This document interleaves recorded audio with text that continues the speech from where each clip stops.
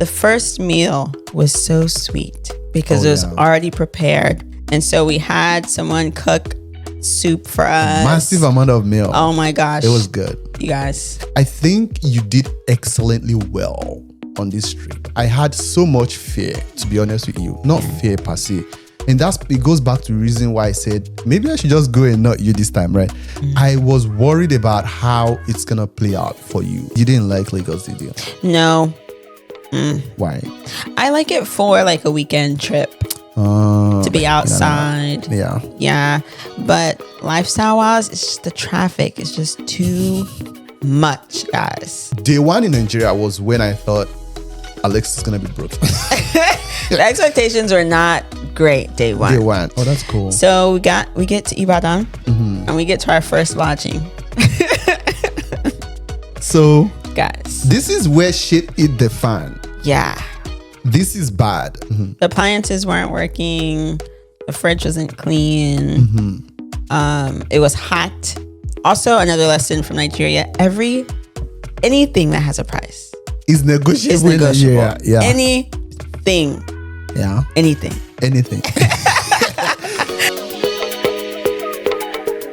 How far? Sac passe.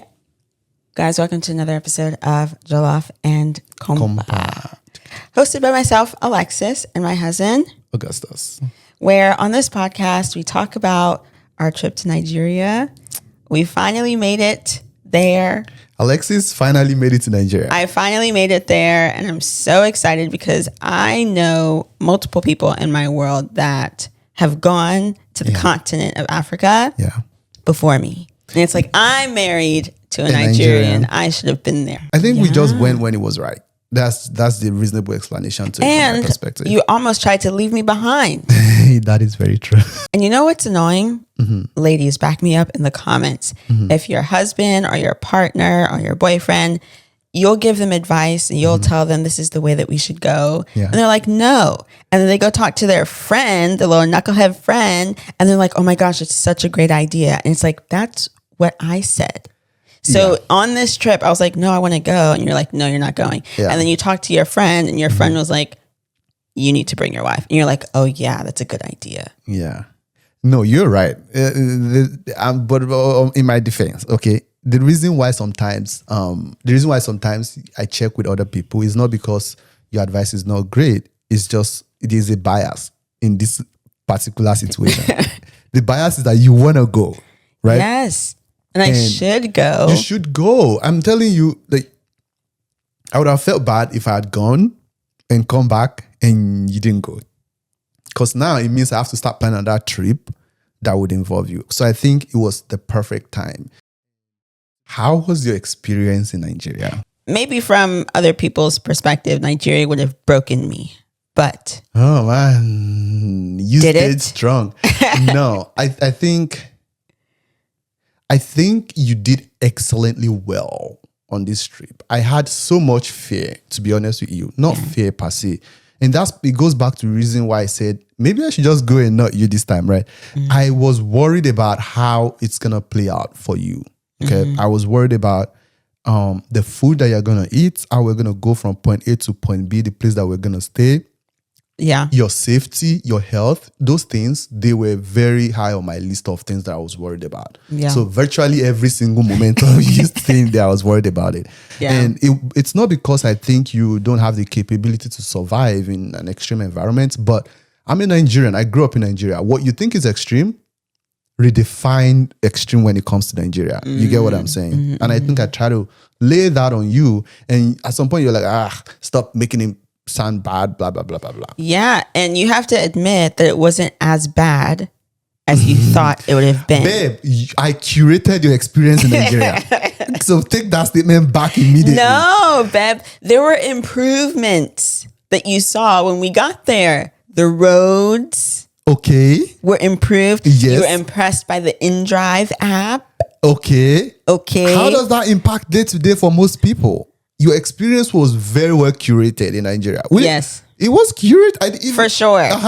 So but I'm saying I feel like you went into the trip with the expectation that nothing would have changed by the time that you went back. Like it would have been in the same state as far as... I'm going to agree with you. I think the road, I'm impressed. I was impressed by the state of the road, especially when we drove to Ibadan from Lagos. That was amazing. Day one in Nigeria was when I thought Alex is going to be broken. The expectations were not great day one. Day one. Yeah. Not the expectation, the reality. The reality was not sexy day one. Yeah. Everybody wanted to check your bag. Yeah. I don't know why. There's NDLEA, there's DHL, there's UPS, there's like everybody agency had a question for you. Okay. Yeah. So we got through the airport very smoothly because of our Connect. Yes. Which was nice. Yes. Shout out to our Connect. Know yourself. Yes. We got through the airport. Leaving the airport, there's a tunnel that you have to go through to get to the cars. And the tunnel is scary, guys. Yeah. Everyone's just locked in on you, wants to pounce. They want to help you. They want flesh. It's just the hustle. It's just the hustle. Yeah. So we had our guy take us to the tunnel. He had our bags, got to the car. Yeah. And then we had our driver, Connect number 2, take us to Ibadan. Yes. So what we had done was we got to Nigeria. We didn't stay in Lagos at all. We left from the airport to Ibadan. Ibadan, yes. Yeah. And the goal and the mission of the Ibadan section of the trip was to see the parents, to see the family, and to meet everyone.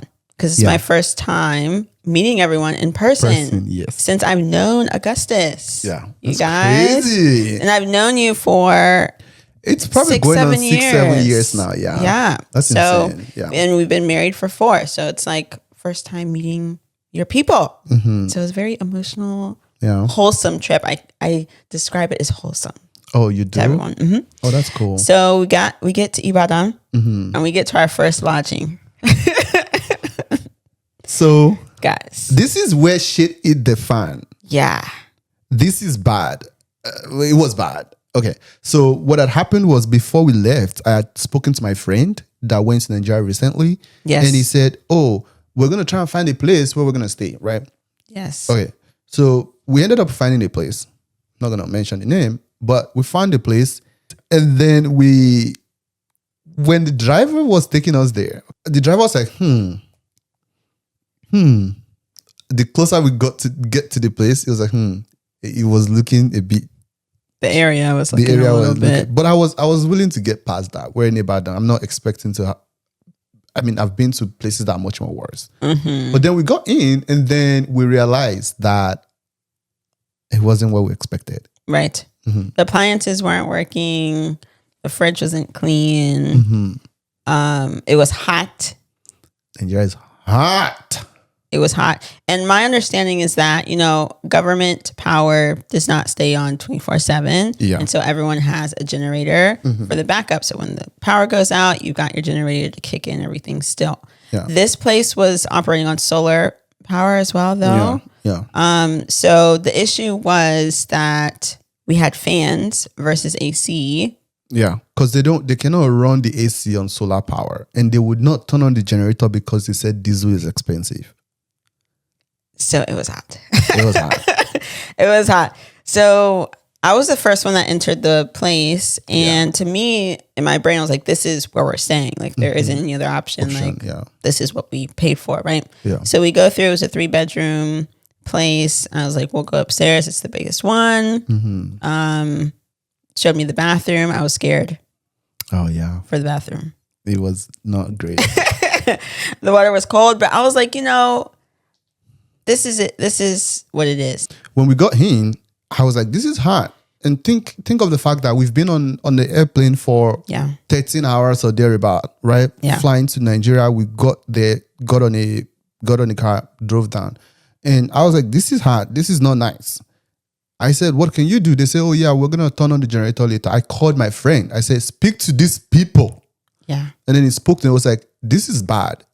You should fix it. At least turn on the generator for, even if it's 30 minutes. Turn on the generator. So they agreed. They turned on the generator. It was on for 30 minutes. Everything was nice. I was like, oh, cool. It's okay. I'm going to get used to it. I don't want to do the most because when people see you, they feel like, oh, you're doing the most. Like, get used to it, something like that. So I was trying to work in that mind frame. And then after that 30 minutes generator, it was off. The solar power was on. You could charge your phone, you could turn on the fan, but if you know how hot Nigeria is, it's not. We're talking of like 90s Fahrenheit. All of that would not cut it. So we had like 2 fans going on. Yes. Right. And then it was nighttime. Yes. They wouldn't turn that thing on. Yeah. Until 9 p.m. I went back. I said, please turn on the generator. They said, okay. We turn it on by 10. They turned it on around 10 p.m. We went to bed. Yeah. I woke up 11:30 or 12. Yeah, it was off. It was off. Yeah. Bruh, it was hot. Guess what I did? I started looking for Airbnb immediately in the middle of the night. Yeah. And also, this was the same day that Daddy came. Yes. Yeah. So, like, we landed, got to the spot, showered. Daddy pulled up. Yeah. And we had our bonding time with him. Yeah. And I wanted these moments to be recorded, but I was trying not to be so American in Nigeria. Yeah, you should not. You should enjoy the moment. Wait, pause this interaction. Is the camera recorded? Okay, yeah, let's go. No. But I wanted to get the moment that you embraced Daddy, but I was still inside. Yeah. I wanted you to record when I greeted Daddy because I greeted him correctly. You did so well on that, actually. Tell the people. She did. I just did. You did well. You did well.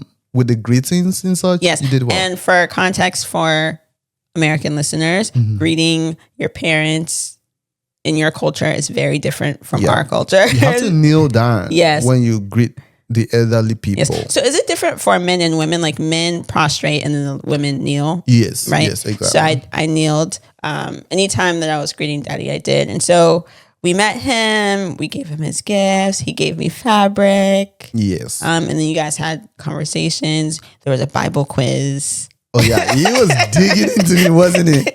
There was praying. I prayed the next morning. Yeah. It was really nice. I prayed and he accused me. He said my prayer is too short or too shallow or something like that. He's like, it needs to be deeper. And I said, I'm even surprised he didn't start a new set of prayer after I was done. He's a changed man now, though. I think he's more calm. Yeah. Yeah, he's more calm. He's old too. Yeah, your parents are older. I brought photo books to show him my family, and then we brought our anniversary photo book to you, just for context. You need to send him our pictures. Yeah. So he has them. But yeah, so Daddy was there that day too. Then you found the Airbnb in the middle of the night. Yeah. So we were packing our stuff into the car. And then they came to me, the accommodation people were like, oh yeah, we need to move one of the fans because... Oh yeah, morning of, they came and confiscated both of our fans. She said confiscated. They said, yeah, we need to move the fan because we have another guest in the other place. So if we had have stayed, we're supposed to be hot and sweaty all day? Yeah, that was messed up. And in retrospect, when I was talking to them, they were like, oh yeah, there's another place. So if you're taking the fan from us to take to the other place, then you're lying. The other place is not better than what we had, right? Okay. So they said we're moving. If I say, don't worry about it, it's fine. Yeah. We're leaving anyway. They're like, oh no. All the staffs were like, oh, please don't leave. I said, this is my problem. You pay for a service, you get it. No matter how nice. That's one thing I noticed when I was in Nigeria. So people are nice. I don't know if it's nice or kind or just fake respect. They say, oh, yes, sir. Please don't go, sir. Yeah. That doesn't cover up the sins that have been done here. If somebody pays for something, they should at the very least get what they paid for. Yeah. And you don't even need to be. I don't need you to be nice. I hate when you're nice and you're not doing what you're supposed to do. Yeah. So we left the place and then we moved to the other place. Yes. Also, wait, there's also a detail that we forgot. The first meal was so sweet because it was already prepared. Yeah, that was good. Augustus and his brother coordinated to make sure that I had food just in case he couldn't eat anything because of the spice level. And so we had someone cook soup for us. Massive amount of meal. Oh my gosh. It was good. You guys. We couldn't. So we had, we had like a seafood okra. We had different vegetable. We had just red sauce. And then we have the egusi soup. And then that came with pando yam. The one was not the best of situations in Nigeria. Yeah. But because getting through the airports, dealing with the accommodation people, it kind of made day one rough for not just you, even for me. I wasn't happy. He was not happy at all. And I told him before we were leaving, I was like, let it die here. Let it go. We're not going to be complaining about this lodging the entire trip. We're not going to let it spoil the rest of our experience. Yeah. Like, let's just move on. Okay, so we settled into our new spot. Yeah. I think that's the same day we went to item 7 for the first time. Yeah. Wasn't it? Yeah. It was in the evening. And item 7 go was amazing. Yeah. Clutch. But we settled in, and then day 3, mommy came. So that was the highlight of our stay in Ibadan. It wasn't crazy. It was very chill vibe. I like Ibadan. Yeah. Ibadan is my energy. Yeah. It's not crazy. We rode a motorbike to the mall. Yes. That was fun. Yes. We visited a cousin's farm, which is really nice and insightful to see. Yeah. And then we went to this Amala place to get food. We had Amala. And then we met another guy that is a Canadian. He's a Nigerian Canadian, but he lives in the US. Yeah. And then we went to Lagos. Yeah. You didn't like Lagos, did you? No. Why? I like it for like a weekend trip to be outside. Yeah. But lifestyle wise, it's just the traffic is just too much, guys. It's too much. There is no Lagos without traffic. It's too much, but it's all day. You know, like here we have rush hour and then it's gone. Yeah. It's all day. That's because most people here, they kind of do like 9 to 5, and then during the busy hours of the day, they're in their office or whatever. They're not roaming about. People do a lot of business that doesn't involve sitting down in the office in front of a computer 9 to 5. And Lagos is small. The landmass in Lagos is very small. There is more people than the landmass.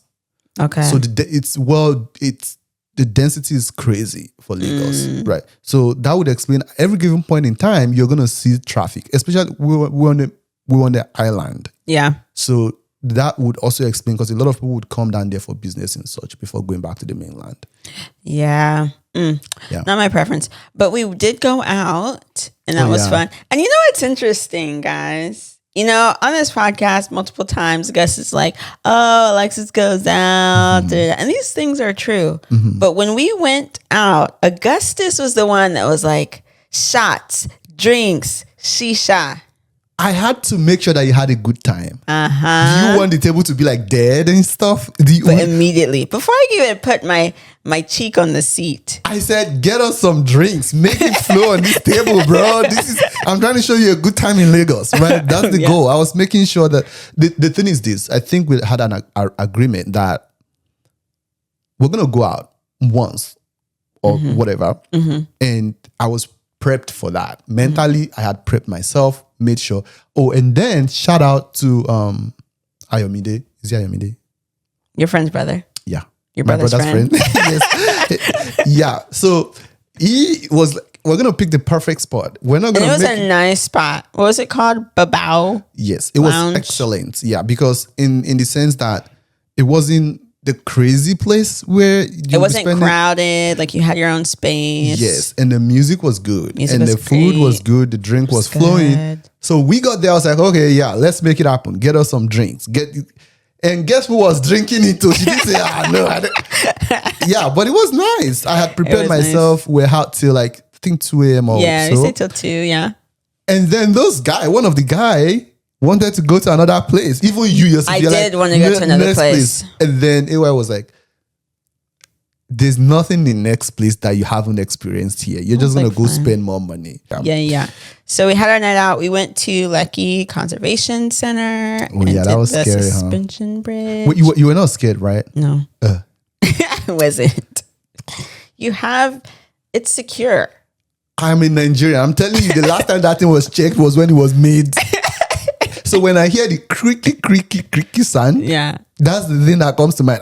I don't doubt that there's a secure thing there. Yeah. The question is just how often. What looked sketchy was that clubhouse. Oh yeah, the tree house. Yeah, the tree house thing. Yeah, if you go there, you're not coming. That's why they had somebody sit there so that no one could attempt. Yeah. But no, my source of fear was not because it was high, to be honest, right? It was really high.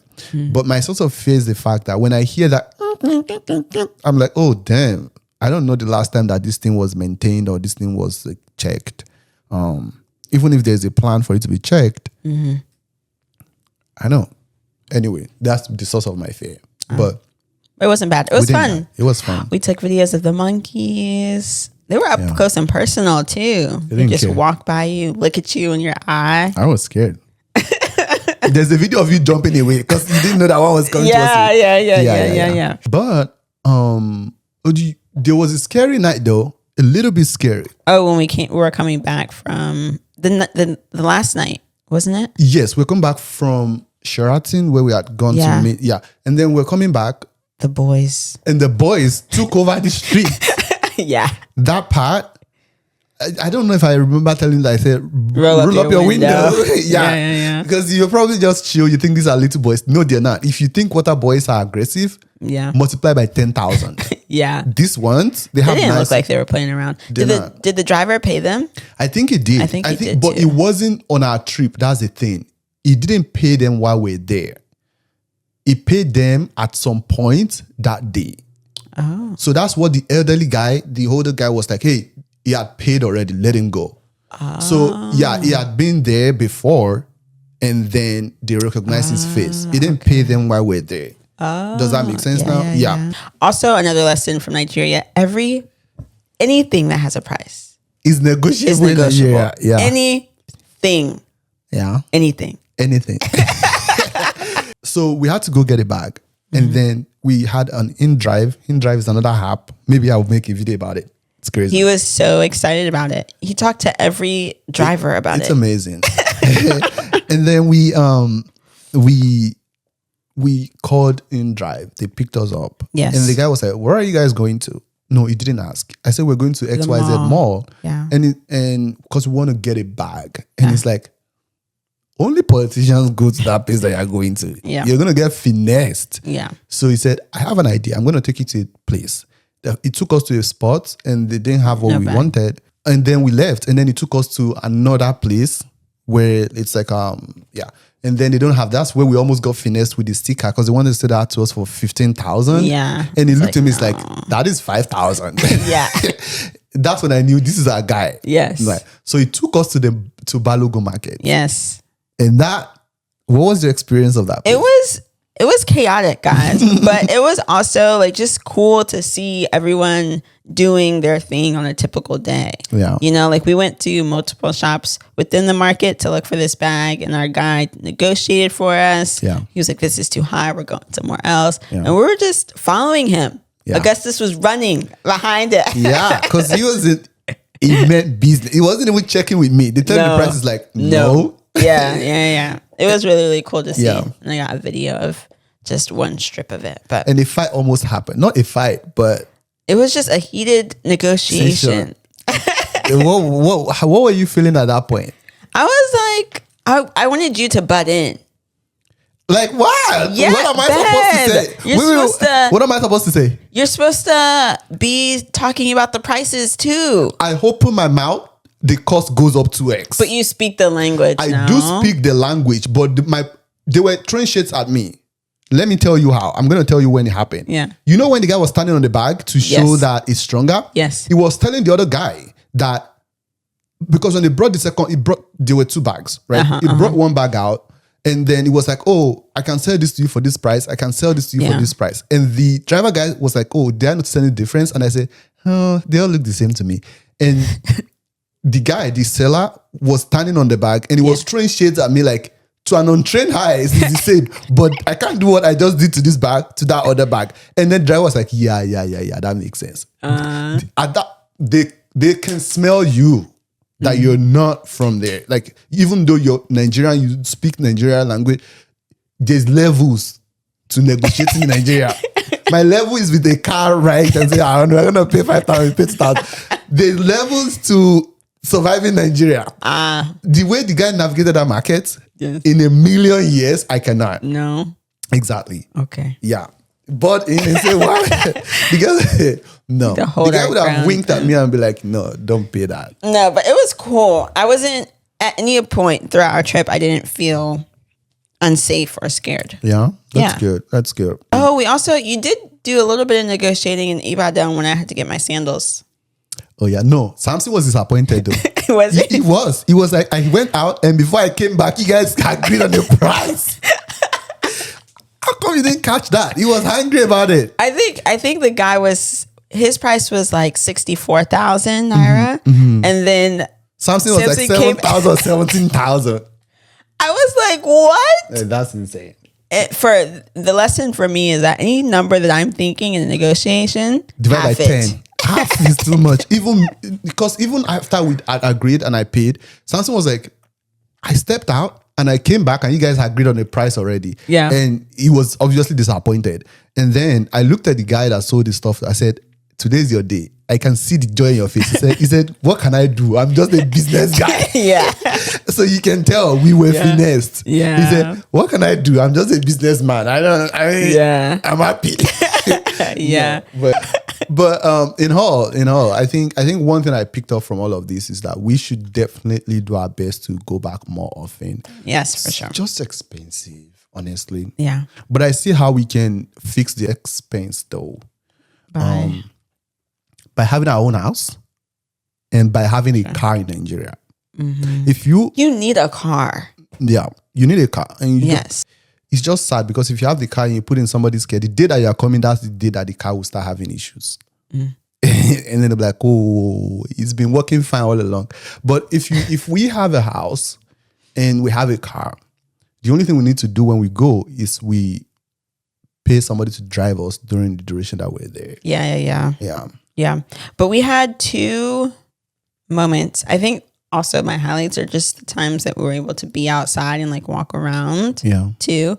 We had one moment in Ibadan when we linked up. Are you active? We linked up with the guy that we met from Houston. Yeah. And walked a couple. It was far. that his sense of distance is trash. He was telling me it's less than a mile. That was more than a mile. Because we walked, bro. We did walk. It was a lot. It was a good walk. We also walked in Lagos. Did we? No, that's still Ibadan. No, that's Lagos. When we had our first meal and you were like, we should not go outside. That was a terrible idea. Why? He was sunning. I was sweating my balls off. It was, no, bro. And there was no sidewalk. There is no sidewalk. Yeah. But this is my thing, babe. You are from here. Yes, that is. So you should be able to survive outside. I will survive. What you have to put in mind is this. I grew up in Osun State. Mm-hmm. Osun State is a tier down from Ibadan. So if you think Ibadan is slow paced, Osun State is another level of pace below Ibadan. Okay. Chill. You get what I'm saying? Okay. So even if I'm walking in Osun State, it's not as crowded as it would be in Lagos. Okay. People are not in a hurry to get anywhere. Nobody's on the street trying to finesse you immediately. You don't look like a fresh meat to somebody. Like the old lady was like, oh, I almost forgot. I got caught, bro. You got caught. You remember that one? Yes. I was not street smart. You did so well. Yes, I did. But I caught myself too. Like I slipped. I didn't get caught. I was like this, and then I came back up. Yeah. That was, and it was on that walk, wasn't it? It was. Yes. On the way back. Yes. So it's not like it's like taking somebody. Let me give you an example. It's like taking somebody from South Carolina, for example, and throwing them in New York. Mm-hmm. It's gonna be different for them. That's exactly what it is for me to be in Lagos. Okay. I didn't grow up in Lagos. Okay. Does that make sense? Yeah. Okay. Cool. Mm-hmm. Yeah. But that's it. That's it. Good. I think that's a good recap of the trip. Yeah. So Lagos didn't break you. Nigeria did not break you. You did. No. You did so well. Yes. I think you did way beyond my expectation. Thank you. Mm-hmm. And there were 2 people that said I was either from Kenya or I was Nigerian. They're finessing. They As just far as blending in. They just wanted to say nice things to you. No, I did well. One thing I'm impressed with that you did was we had agreed that you're not gonna speak too much when we're outside, and you did so well with that. I mean, at some point when we've been in the car for a while and you know the person around to some extent, you talk and we have conversations. But when we're in random rides, it's like, hello, bye. Bye. Yeah. But yeah, that was it. It was good. Excited to go back. Also, oh my gosh, we forgot to talk about our tailor that came. But yeah, your tailor got measurements of me and took my fabrics that mommy and daddy gave me. Yeah. So those are being prepared as we speak. Yeah, hopefully it would come out well. Yeah, I think it will. Yeah. So looking forward to getting those back. Yeah, too. That's good. Well, so do you have any bad recollection of like the things that you wish was different? I honestly don't. I don't have anything bad. Like I went in with the expectation, like it's not going to be a resort. It's not going to be, we're not going to be isolated from people. Yeah. We're going to be in the mix. Yeah. You know? Yeah. And Nigeria is still technically a developing country. Yeah. So keep that in mind. Yeah. You know? Yeah, that was nice. Thank you for letting me to go. Yeah, no, you would have gone at some point. But how has it been coming back? Transitioning back has not been too difficult. I think I talked about it during this week. Like we weren't impacted by jet lag in any way. Yeah. Our sleep was fine. Even before leaving, I set myself up pretty well as far as work projects projects and things, and had people cover where I needed coverage. So I was able to ease back in. But a lot of like updates happened, so that's where I had to catch up for projects and things. And then the only transition that's been like lagging, but also has been lagging for a while, is my schoolwork stuff. Like prior to going on the trip, I was like, a goal, I need to finish this class before we go, because dragging it out is going to mess up with my timeline. I still have 3 classes left. And so getting back into the swing of doing homework and stuff has not been the easiest. Yeah. But I think that's a theme for the entire semester though. Are you going to ask me in my case? You're funny. Well, how was your week? I hit the ground running. I got back. It's true. 2 days later, I'm in Miami. You were busy. Yeah, but it's not bad. I feel like employers should make it compulsory for people to take time off. Make it compulsory? Yes. Don't say every quarter. If I have a business, this is probably what I would do. Every quarter, I would say, you all get 1 week off. Every quarter? Yeah. Bad. I think I'm telling you, my approach, my outlook to my work since I got back is different. You know, I came back and everyone's like sad. Yeah. And I'm like, I'm fine. You can be happy. I wanted to give them like you can do it. Like joy is not far-fetched. You just need to desire it. Right. So I'm saying, you see my point though. If I have a business, and I'm able to, honestly, I think every quarter people get a week off. Maybe. A week, just take it off. Like, don't save it. It's either you use it or you lose it. Yeah. And you're not getting paid for it. But we're going to give you 1 week every quarter to just disappear. We don't even care. And then come back. I think it's going to help people refresh. I feel refreshed. For sure. Am I going to have the same outlook in 2 weeks' time? When I've been used, I highly doubt it. But that's it. I felt refreshed too. Yeah. And it's crazy because it wasn't that type of trip. We're all over the place. No, it wasn't. Anytime I recap the experience, I'm like, this wasn't a luxury like resort hotel margarita trip. It wasn't. We were all over the place. No. Maybe it was the sunlight that we need. I'm telling you, maybe I need the sun. Maybe America is just depressing for my mental health. Okay. Yeah. I do. Yeah. I do. But that's it. That's all we have on this episode. Yes, guys. If you've been to Nigeria recently, what was your biggest thing that you enjoyed?